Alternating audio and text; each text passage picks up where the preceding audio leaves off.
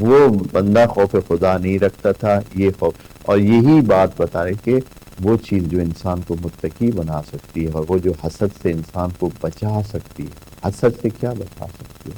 یہ چیز بچا سکتی ہے. حسد سے خوف خدا بچا سکتے ہیں. اگر آپ کو حسد آتا ہے، جو کہ آتا ہے، آپ کہیں نا کہ نہیں ایسا نہیں ہے، حسد حتمن انسان کے دل میں ہوتا ہے.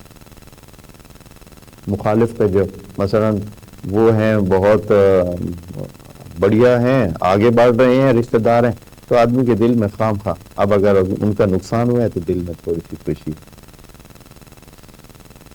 چنگا ہے نا.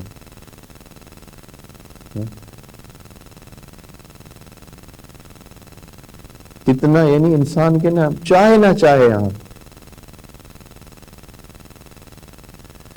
اوپر سے کچھ نہ کچھ افسوس بھی ہوگا، ممکن ہے ان کے ساتھ مل کر بیٹھے گا بھی صحیح، ان کو تسلیت کرنے بھی جائے گا، لیکن اس نقصان پر اندر سے جو ہے نا.